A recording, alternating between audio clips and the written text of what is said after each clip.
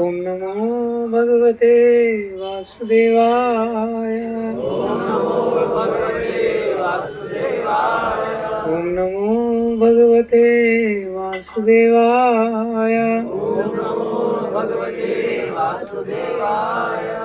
नारायणं नमस्कृत्यं नरं चैव नरोत्तमं देवीं सरस्वतीं व्यासं ततो जयमुदीरये। नष्टप्रायेषु अभद्रेषु नित्यं भागवत सेवया भगवती उत्तमा श्लोके भक्तिर्भवति नैष्ठिकी। कृष्णाय वासुदेवाय देवकी नंदनाय च नंदगोपकुमाराय गोविंदाय नमो नमः। हरे कृष्ण। गुरु जी ने बहुत सुंदर शैली में बताया, बहुत सारा कथा, काफी सारी चीजें पहली बार सुन रहा था मैं। एब्रप्ट हॉल्ट कर दिया थोड़ा, मैं 5-10 मिनट रोजन बोला है तो बोलने का प्रयास करता हूँ। तो बहुत सुंदर शैली में प्रभु जी ने बताया भरत जी का जो ये चरित्र है। तो श्रीमद् भागवतम में 7वें स्कंद में जब परीक्षित महाराज प्रश्न करते हैं कि भगवान पार्शियल हैं कि इम्पार्शियल हैं, तो सुखदेव गोस्वामी उसका आंसर देने लगते हैं। तो उस आंसर देने के उसमें राजसूय यज्ञ का कथा बताते हैं। ये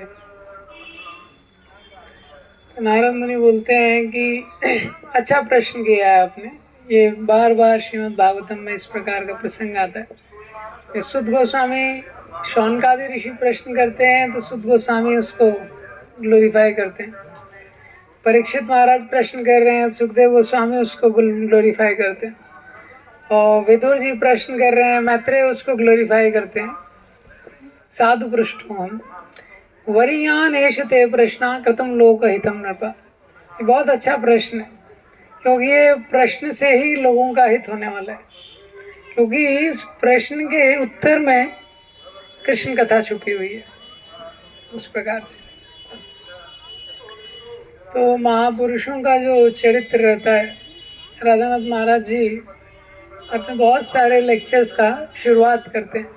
इस संसार में जो जीव है तो उसको बहुत मुश्किल है समझना कैसे काम किया जाए, कैसे कोई जीवन में कैसे कोई निर्णय लिया जाए, कैसे हम जीवन में आगे बढ़ें। इतने सारे कन्फ्यूजन्स हैं, इतना सारा संशय है, माइंड में इतना सारा क्लटर है।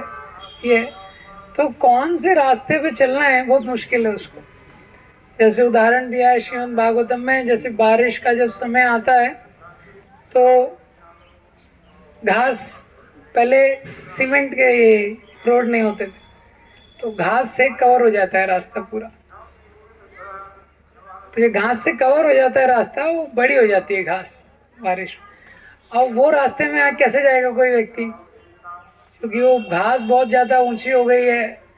अब उसके नीचे कुछ सांप भी हो सकता है, कोई इंसेक्ट हो सकता है, कुछ भी हो सकता है। ये तो गांव में रोड्स नहीं होती थी, वो बारिश में ऐसे घास बहुत बड़ी हो जाती थी।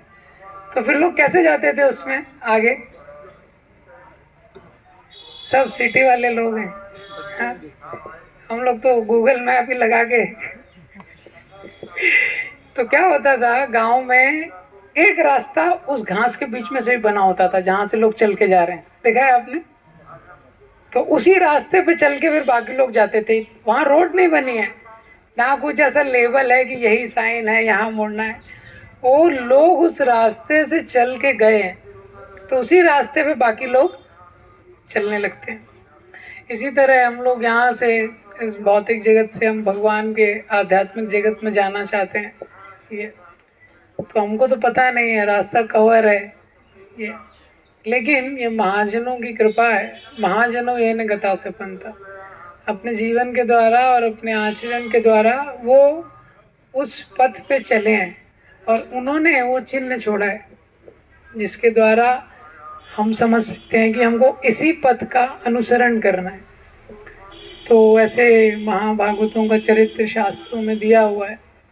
उनमें से एक भरत जी का बहुत सुंदर कथा प्रभु जी कर रहे थे, तो जस्ट मैं एक दो चीज़ और उसी में 99.99% 99.999 सब प्रभु जी ने बताया ही, काफ़ी डिटेल में भी पता नहीं था। एक दो फिल इन द ब्लैंक्स जो मैंने सुना है परम पूज्य रतनाथ महाराज जी के लेक्चर में। महाराज बताते हैं किसी भी भक्त का एक जो गुण है इंटीग्रिटी, क्या उसका इंटीग्रिटी है जीवन में। हाँ, हिंदी किसी का अच्छा है?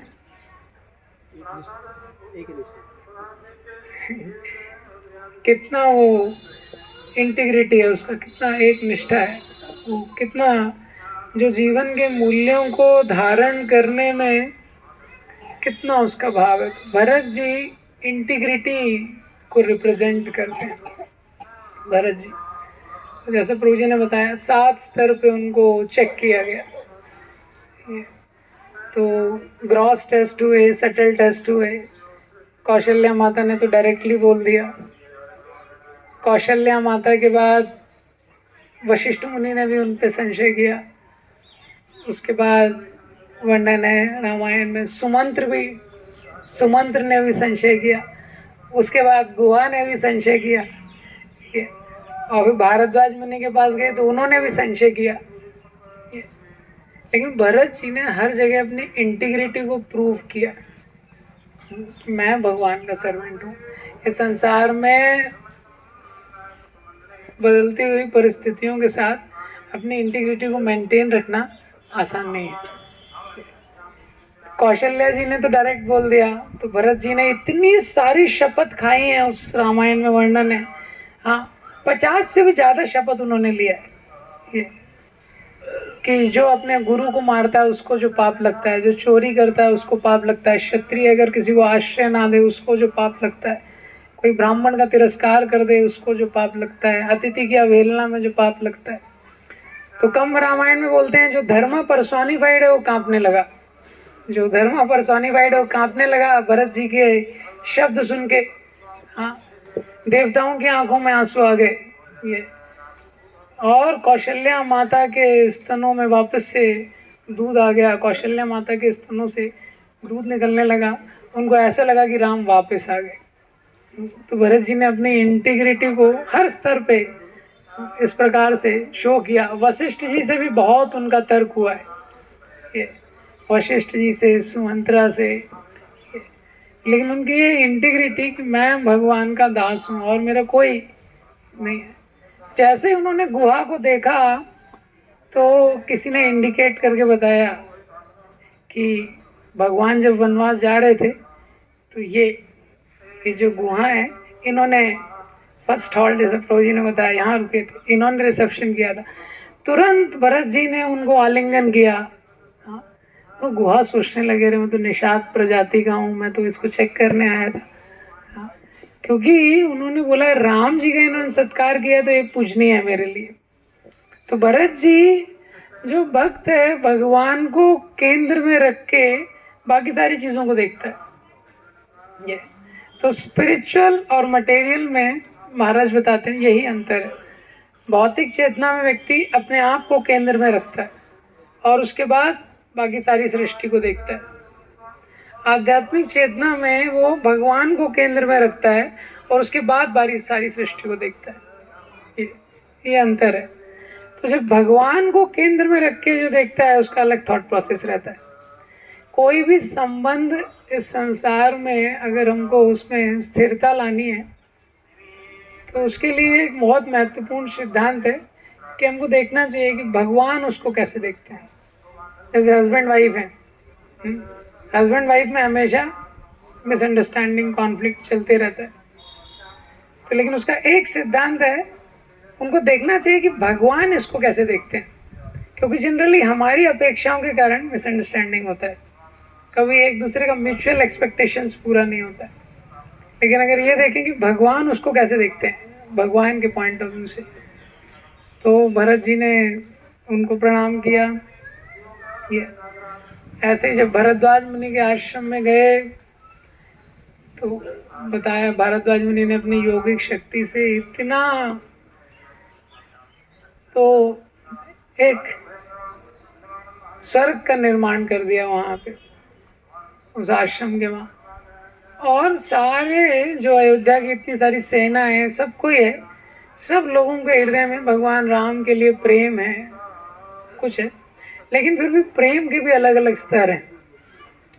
जैसा प्रभु जी ने बताया कि तो इतने थके हुए थे लोग, कुछ खाया नहीं है, कुछ किया नहीं है, और सडनली ऐसा वातावरण हो गया, एकदम हेवनली वातावरण।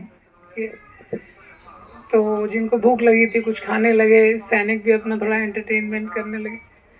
और भरत जी का सुंदर वर्णन जैसे प्रभु जी ने किया, भरत जी का जो माइंड में चल रहा है ये, तो जो मन की शुद्धता है, मन की शुद्धता, भरत जी ने इतने लेवल पे अपना इंटीग्रिटी दिखाया है। और जो भरत जी की भारद्वाज जी के साथ है वो लास्ट लेवल है, जो सटल टेस्ट उन्होंने लिया कि इनके माइंड में क्या चल रहा है।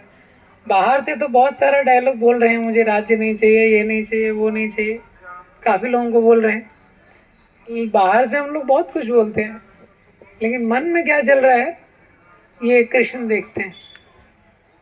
तो भारद्वाज जी देखना चाहते थे इनके मन में क्या चल रहा है। और जब भरत जी ने चामर उठाया, प्रभु जी ने जैसे बताया, तो उन्होंने देखा कि इनके मन में है केवल सेवक का भाव है। तो ये पहला चीज़ जो भरत जी ने अपने मन की शुद्धता को अपनी लीला में शुरू से अंत तक मेंटेन करके रखा है और उसको ग्रो किया है। ये तो एक आइडियल सर्वेंट का जो भाव होता है।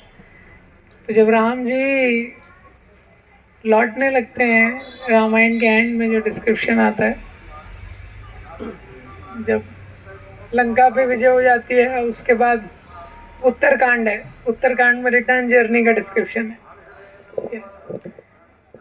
तो सीता माता ने हनुमान जी को बोला होता है, जब हनुमान जी मिलने आते हैं तो सीता माता ने बोला होता है कि माँ से 1 महीना दिवस, उससे एक ज़्यादा भी दिवस हो गया दिन तो मुझे जीवित नहीं पाएंगे राम। सीता जी ने 1 महीने का टाइम दिया हनुमान जी को।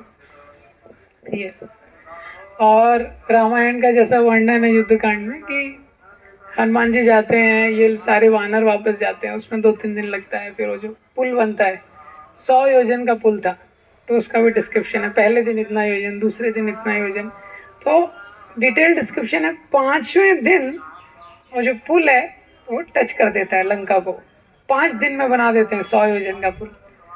पर ऐसा सब मिला के तो इसमें भी टाइम चला जाता है।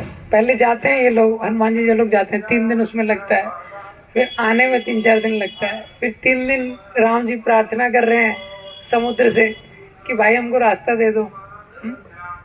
2 दिन या 3 दिन, देखते हैं भाई 2-3 दिन के बाद कुछ हुआ नहीं तो सी स्टार्ट्स बॉइलिंग।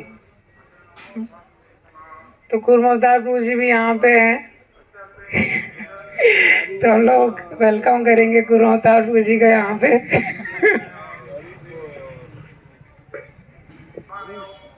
प्रभु जी आइए, थोड़ा महिमा बताइए, मैं प्रेयर्स कंप्लीट किया हूँ अभी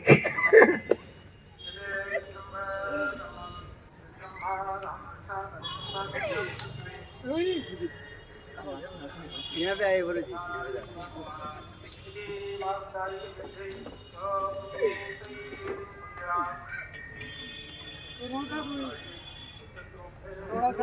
हाँ हो गया। तो यही कंप्लीट है